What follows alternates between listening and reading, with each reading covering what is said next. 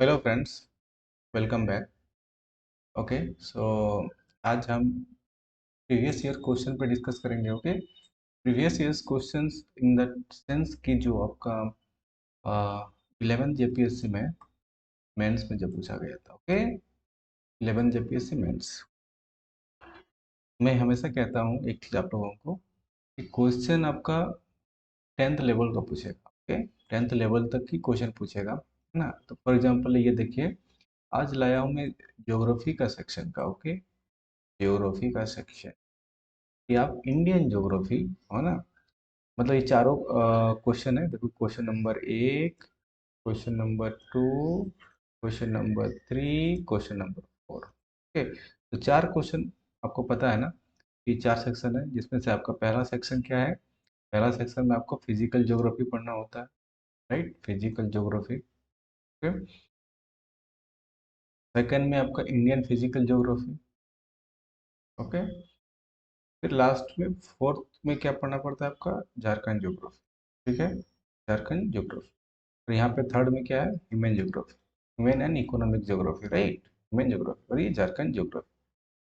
Okay, यही है आपका चार, जिसमें से चारों में से देखिए एक एक क्वेश्चन पूछा हुआ है। ओके, तो जिसमें से आज हम डिस्कस करेंगे ये वाला क्वेश्चन, क्वेश्चन नंबर 2। मैंने आपको क्या बताया, क्वेश्चन आपको देख के लगेगा कि नहीं मेरे को कोई क्वेश्चन आता नहीं है ना, क्योंकि क्वेश्चन का लेवल झारखंड पीसीएस का, जो कि आप यूं बोल लें कि जो सिलेबस में मेंशन है उसी को पूछेगा। ठीक है, सिलेबस में जो मेंशन है उसी से क्वेश्चन पूछेगा। बट प्रॉब्लम वो वहाँ पे नहीं आती, प्रॉब्लम आती है कि आपका प्रेजेंटेशन, आपका कंटेंट। ठीक है, प्रेजेंटेशन एंड कंटेंट। अभी एक क्वेश्चन को सॉल्व करके मैं आपको बताऊंगा, समझ में आ जाएगा। ओके, तो क्वेश्चन नंबर हम 2 की बात करते हैं कि discuss the characteristic and, okay, distribution of different types of vegetation in India. Bharat में विभिन्न प्रकार की वनस्पतियों वनस्पतियों की विशेषताओं और स्थानिक वितरण पर चर्चा करें। बेसिकली आपसे पूछा जा रहा है कि इंडिया में कौन कौन सा ऐसी जगह है, कौन कौन सा लोकेशन है जहाँ पे नेचुरल वेजिटेशन, है ना। वेजिटेशन का मतलब यूँ बोलो कि नेचुरल वेजिटेशन। ओके, जो आप एक तरह से बोल लो कि प्राकृतिक वनस्पतियों का जो डिस्ट्रीब्यूशन है उसके बारे में आपको लिखना है। ओके, तो सबसे पहले आपको फ्रेंड्स पता होना चाहिए, सबसे पहले आपको ये पता होना चाहिए कि हमारा यूं बोल लें कि जो डेफिनेशन है, इंट्रोडक्शन कैसे होना चाहिए, कितने टाइप के हैं। तो सबसे पहले आपको एक डायग्राम दिखाता हूँ। अगर ये डायग्राम आपका उस टाइम पे दिमाग में आता, ठीक है, ये डायग्राम नहीं बोल दो, है ना, एक तरह से आपका जो कॉन्सेप्ट है कि इंडिया का जो नेचुरल नेचुरल वेजिटेशन है ना। नेचुरल वेजिटेशन का मतलब क्या हो गया, प्राकृतिक वनस्पतियाँ। ओके, प्राकृतिक वनस्पतियाँ। ओके, वनस्पति या वनस्पति, इसका कहाँ का डिस्ट्रीब्यूशन है। अब टाइप्स ऑफ वेजिटेशन, है ना, मतलब वनस्पति के कितने टाइप्स होते हैं। तो एक टाइप ये होता है, एक टाइप ये होता है, एक टाइप ये होता है, एक टाइप ये होता है, और पांचवा नंबर ये होता है। मतलब पहला जिसको बोलते हैं ट्रॉपिकल एवरग्रीन फॉरेस्ट, जिसको हम लोग बोलते हैं कि उष्ण कटिबंधीय सदाबहार। एवरग्रीन मतलब क्या, सदाबहार, है ना। उष्ण कटिबंधीय सदाबहार वन।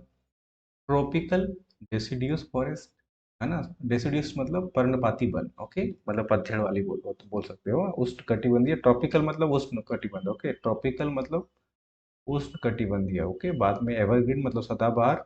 ओके, और डेसिडियस मतलब पर्णपाती। थर्ड में अगेन ट्रॉपिकल है तो उष्णकटिबंधीय।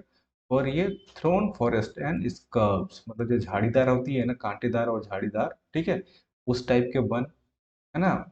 पांच में कह रहा है कि माउंटेन फॉरेस्ट, ये कौन सा टाइप होता है, जो माउंटेन में पाया जाता है, पर्वतीय पर्वतीय वन। और पांच में मैंग्रोव्स, जो कि आपका कोस्टल रीजन में पाया जाता है। ठीक है, तो ये आपका दिमाग में आना चाहिए था ये क्वेश्चन को सॉल्व करते हुए। अब उसके बाद ये बायोडाइवर्सिटी क्या क्यों लिखा हूँ, कि देखिए बायोडाइवर्सिटी क्या है, मैंने आपको बताया कि नेचुरल वेजिटेशन है। और वेजिटेशन में मतलब क्या है, जहाँ पे अभी सबसे पहले बताऊंगा कि डेफिनेशन कैसे लिखना है, क्यों लिखना है, मैंने बायोडाइवर्सिटी को क्यों अभी इंक्लूड किया हूँ, है ना। अभी इसको थोड़ा देर के लिए रुक जाते हैं कि बायोडाइवर्सिटी का मतलब क्या है। देखो, अब इस क्वेश्चन को अटेम्प्ट करने के लिए जैसे मैंने बताया आपको, है ना, क्वेश्चन को क्या आपने फिर से पढ़ो। भारत में विभिन्न प्रकार की वनस्पतियाँ, तो क्या ये नेचुरल है वनस्पतियाँ कि आर्टिफिशियल है, मैनमेड है, ये बताइए। ये क्योंकि ये ऑब्वियसली नेचुरल की बात कर रहा है, राइट? तो उसके बारे में हमको चर्चा करना है। तो सबसे पहले हम क्या करेंगे, तो हमारा इंट्रोडक्शन क्या होना चाहिए था, है ना? और हमको इस क्वेश्चन को सॉल्व करने के लिए कौन सा रिसोर्स पढ़ने की जरूरत थी? फिलहाल हम आते हैं कि अगर हमको इंट्रोडक्शन इसको लिखना था, है ना, तो हमको क्या लिखते हैं कि इंडिया, इंडिया, इंडिया, क्या लिखते हैं आप? India's rich biodiversity. और है ना, बायोडाइवर, इसीलिए मैं ये लिखा बायोडाइवर्सिटी, है ना, रिच बायोडाइवर्सिटी। मतलब इंडिया का मतलब क्या, भारत का की समृद्ध जैव विविधता है। हिंदी में अगर लिखना हो तो क्या लिखते हैं? भारत की समृद्ध जैव विविधता। ठीक है। आपने तो समृद्ध तो बोल दिया, बट आपको इसको जस्टिफाई करना पड़ेगा, क्यों समृद्ध आप बोल रहे हो, क्यों? कि देखो, अब वर्ल्ड में कितने बायोडाइवर्सिटी है, आपको अब यहाँ पे ये वाला पता होना चाहिए था, वर्ल्ड में कितने बायोडाइवर्सिटी है, अब बताओ। ठीक है, ठीक है। वर्ल्ड में टोटल जो मेगा टाइप के बायोडाइवर्सिटी होते हैं ना, 12। टोटल कितना है? 12, जिसमें से इंडिया 12 में से एक है। तो आपका आंसर होना चाहिए, पहला पॉइंट मैंने आपको बताया कि India is rich biodiversity, Bharat की समृद्ध जैव विविधता, मतलब भारत दुनिया के 12 मेगा जैव विविधता वाले देशों में से एक है ना? तो आपका सेकंड पॉइंट या पहला पॉइंट आपने लिख देता है ये। सेकंड पॉइंट आपको लिखना था, India is one of the 12 mega biodiversity countries in the world. ठीक है। अपने अब कैसे इसको जस्टिफाई करोगे कि इंडिया कैसे है? तो आपके पास कुछ डेटा पॉइंट होना चाहिए था कि इंडिया हैज, मतलब भारत के पास ऐसा क्या है ना, कि हम बोल रहे हैं कि वर्ल्ड के 12 मेगा जो बायोडाइवर्सिटी है, बायोडाइवर्सिटी मतलब जैव विविधता, ओके, जैव विविधता। तो वर्ल्ड के 12 बायोडाइवर्सिटी में से इंडिया उन देशों में शामिल है ना, जहाँ पे रिचेस्ट बायोडाइवर्सिटी पाया जाता है। तो इंडिया के पास ऐसा क्या है? तो इंडिया के पास ऐसा बोला जाता है एज पर एनसीईआरटी कि 47,000 स्पीसीज, यहीं पे आपका डेटा हो गया, यहीं पे आपका खेला हो गया, आप यहीं पे दूसरे से आप अलग हो गए, ओके। स्पीसीज ऑफ प्लांट्स, मतलब भारत में कितने टाइप के प्लांट है? 47,000, मतलब 47,000 प्रजातियां की पौधे हैं, है ना, स्पेशली मतलब ये बोल लो प्रजाति, ओके। तो भारत में कितने टाइप के प्लांट्स हैं, पौधे हैं? 47,000, है ना। और ये डाटा मुझे लगता है कि जो सीरियस कैंडिडेट है ना, जो सीरियस कैंडिडेट है वही डेटा लिख पाते हैं, ओके। लिखने के तो कुछ भी लिख सकते हो, है ना, कि ये ऐसा है ना, वेस्टर्न घाट का सब लिखेंगे, बट एक लिखने का तरीका होता है, मैं वही बता रहा हूँ। लेकिन आपको बिल्कुल फ्लो में आपको आंसर लिखना चाहिए, और आपका फ्लो ब्रेक नहीं होना चाहिए, ऑथेंटिक डेटा के साथ होना चाहिए। तो आप इसलिए आप सबसे पहले देखिए आपका आंसर कैसे जा रहा है। आपने सबसे पहले मेजर पॉइंट लिखा कि इंडिया का जो है समृद्ध जैव विविधता है, इंडिया रिच बायोडाइवर्सिटी, जिसमें से 12 जो वर्ल्ड का मेगा बायोडाइवर्सिटी है, मेगा, है ना, मेगा बायोडाइवर्सिटी, जिसमें से इंडिया उनमें उन देशों में से एक है। तो उन देशों में एक कैसे है? आप मैं ये बताने की कोशिश कर रहा हूँ कि इंडिया के पास 47,000 ऐसे प्लांट्स हैं, स्पीसीज के, है ना, मतलब डिफरेंट वेराइटीज के हैं, ओके। और इसीलिए ये 10th इन द वर्ल्ड, इस टाइप के जो मतलब जो नंबर ऑफ स्पीसीज प्लांट में 10th इंडिया का रैंक आता है वर्ल्ड में, ओके, वर्ल्ड में। और फोर्थ आता है एशिया में, फोर्थ आता है एशिया में, ओके। उस आपका आंसर तो जो क्वेश्चन था आपका बायोडाइवर्सिटी नहीं पूछा था, वेजिटेशन के बारे में पूछा था, लेकिन वेजिटेशन किसका पार्ट है? इस पार्ट ऑफ बायोडाइवर्सिटी। तो आपका इंट्रोडक्शन यहाँ से शुरू होना चाहिए था, ओके। नाउ हमने देखा कि कितना 47,000 क्या है, प्लांट्स के हैं, और 15,000 किसका है? स्पीसीज फ्लावर का, है ना, मतलब फूलों का। ठीक है। जिसमें से ये अकाउंट करता है कि 6% ऑफ द वर्ल्ड, ये 60 नहीं है, 6 है, okay, 6%, 6% of the world India के पास है फ्लावर्स की स्पेसीज के types. Okay, now coming to animal.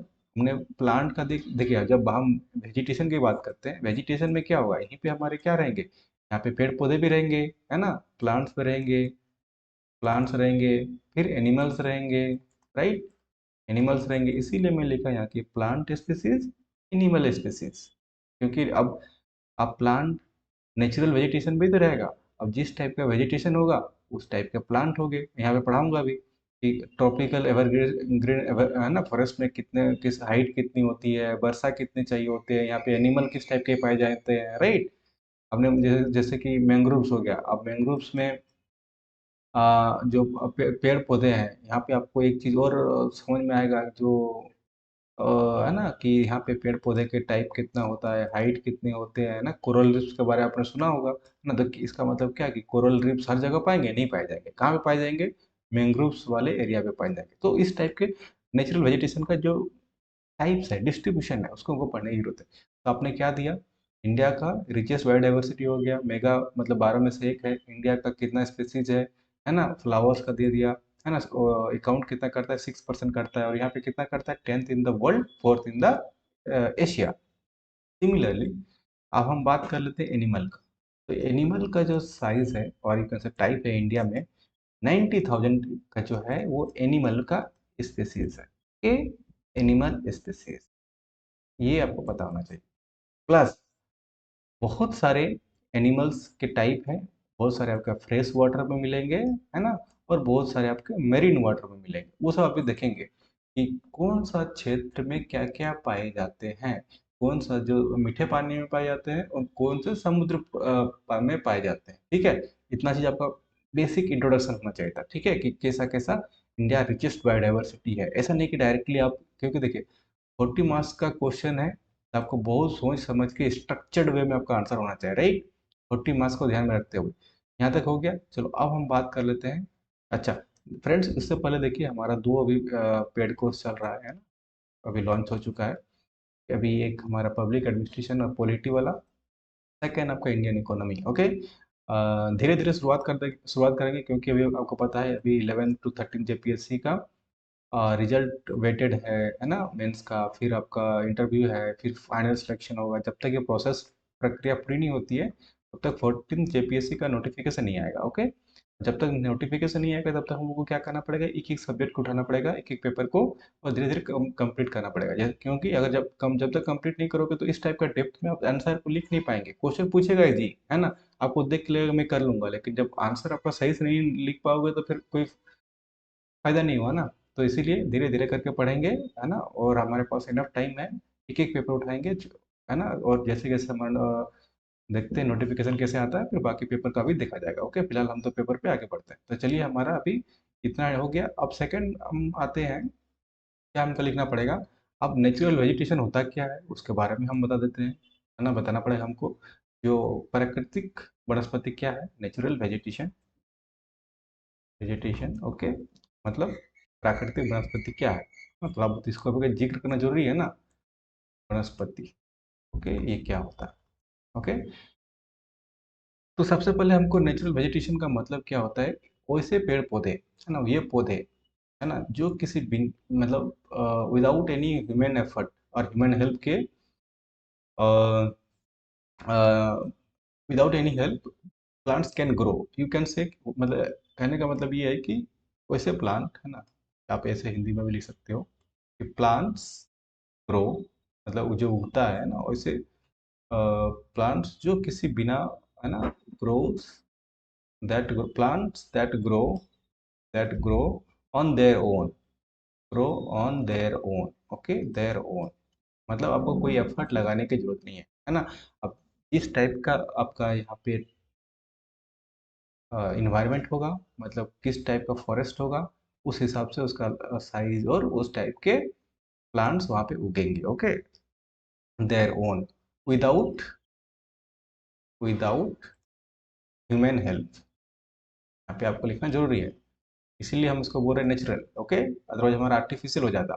ठीक है, विदाउट ह्यूमन हेल्प एंड आपको यहाँ लिखना था, एंड रिमेन अनडिस्टर्ब्ड, अनडिस्टर्ब का मतलब क्या हो गया? देखो, किसी बाधा के बिना बेसिकली ओके रहते हैं, है ना, उसके लिए कोई आपको ह्यूमन एफर्ट और ह्यूमन हेल्प की जरूरत नहीं है। समझ में आ गया?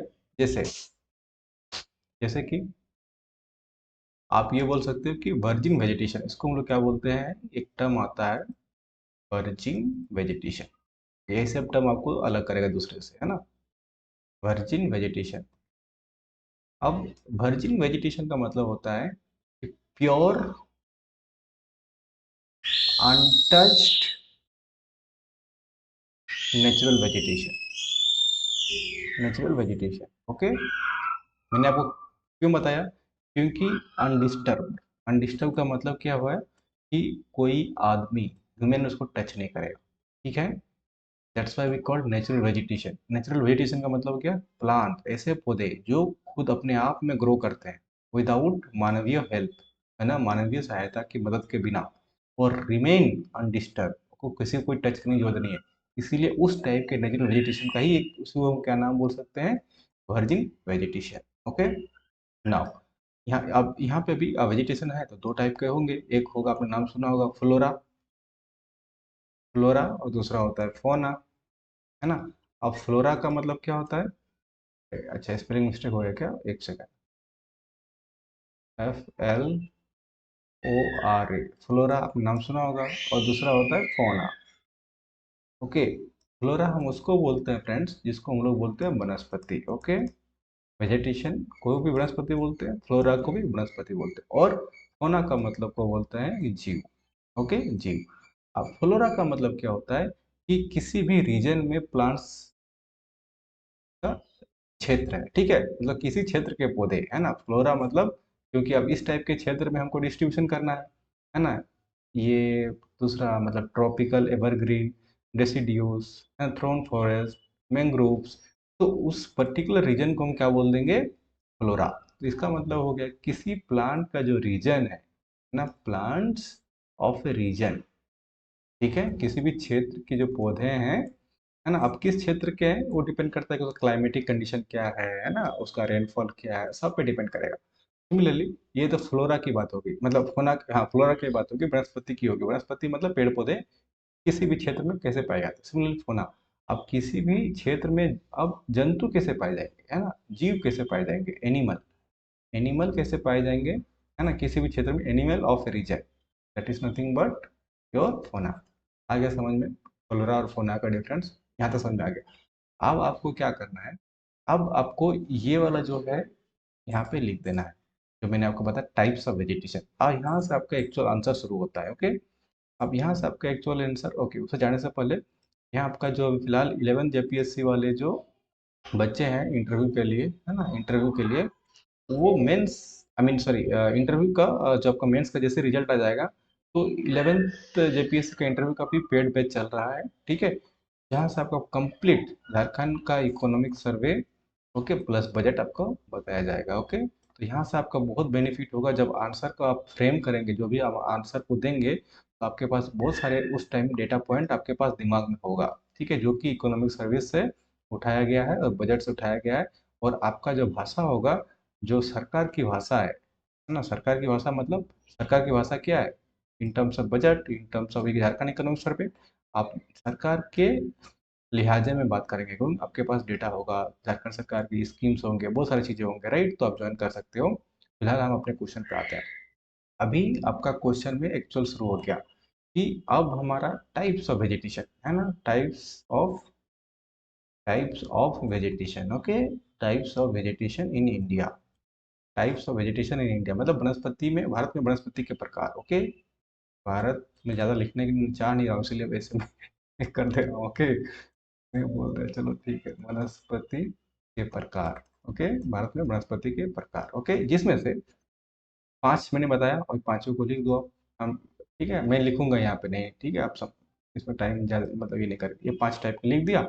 अब एक एक करके आपको एक्सप्लेन कर दो, ठीक है, अब एक एक करके एक्सप्लेन कर दो, जिसमें से हम पहला को एक्सप्लेन करेंगे, tropical, tropical evergreen, evergreen forest, जिसको हम क्या बोलेंगे, उस ट्रॉपिकल का मतलब हिंदी में बता दिया आपको कि क्या लिखना है आपको, उष्ण कटिबंधीय। उष्ण कैसे लिखना है? उष्ण कटिबंधीय। ओके। सदाबहार एवरग्रीन मतलब सदाबहार, सदाबहार वन। ओके। अब यहाँ पे इसका क्राइटेरिया क्या है देखिए, अब यहाँ पे सबसे पहले आपको क्राइटेरिया इसका लिखना है। अब कहाँ कहाँ पाया जाता है, कितना रेनफॉल होता है, सबसे पहले इसके लिए कितना वर्षा चाहिए, है ना, रेनफॉल कितना चाहिए।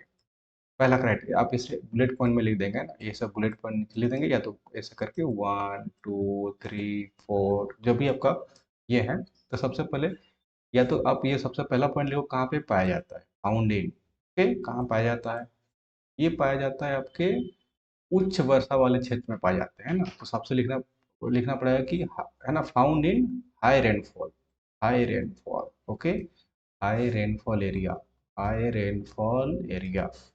ओके, अब कहाँ कहाँ हाई रेनफॉल है आपको यही पता होना चाहिए, जिसमें से आपका पश्चिमी घाट है ना, वेस्टर्न घाट। ठीक है, western Ghat, Andaman and Nicobar island. Okay, island, Andaman and Nicobar islands, then Assam and Tamil Nadu coast. Okay, Assam and Tamil Nadu का कोस्टल एरिया, तमिलनाडु कोस्ट, ये सब एरिया में पाया जाता है। क्योंकि हाई रेनफॉल कहाँ पे होता है आपका, वेस्टर्न घाट पश्चिमी घाट में होता है। अंडमान एंड निकोबार, क्योंकि जितना भी कोस्टल एरिया है ना, कोस्टल एरिया, आसाम नहीं है बट वहाँ पे है ना, तमिलनाडु भी कोस्टल एरिया है आसाम को छोड़ के, बट यहाँ पे भी अच्छा खासा बारिश होती है। और कितना मिलीमीटर में होती है, रेनफॉल भी पता होना चाहिए। ये पहला पॉइंट आपका कवर यहाँ से हो गया। सेकंड पॉइंट, रेनफॉल क्या होगा ये भी आपको लिखना पड़ेगा। तो रेनफॉल है 200 प्लस सेंटीमीटर। ओके, और 200 सेंटीमीटर प्लस इतना रेनफॉल होगा तभी हम उसको इस कैटेगरी में रखते हैं, किसको, एवरग्रीन फॉरेस्ट। मतलब हमें सदाबहार का नाम से ही लग रहा है कि सदाबहार वन हमेशा बन रहेगा उसमें, ठीक है, सूखा नहीं आएगा। क्यों, क्योंकि बारिश ही इतना ज़्यादा है वहाँ पे, तो नाम से क्या लग रहा है कि हमेशा सदाबहार वन बना रहेगा। ठीक है, उसके बाद सेकंड पॉइंट में हमने दे दिया यहाँ पे कि रेनफॉल कितना होगा। थर्ड पॉइंट में आपको क्या दोगे कि यहाँ पे किस टाइप के ये रहते हैं, है ना, कि आपको नाम से मैंने बताया कि ये एवरग्रीन है ना, एवरग्रीन मतलब ऑलवेज, या तो यहाँ पे लिखो आप, trees grow very tall, tree grow very tall, है ना, यहाँ पे बहुत ऊंचे ऊंचे है ना, लंबे किस्म के क्या पाएंगे, पेड़ पाए जाएंगे, वेरी टॉल।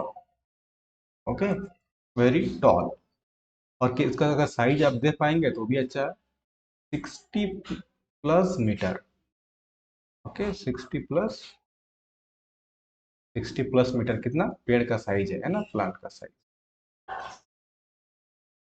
फोर्थ में फोर्थ में फोर्थ में आप ये भी देख सकते हो कि ये हमेशा क्या रहता है, ऑलवेज ग्रीन, ऑलवेज ग्रीन।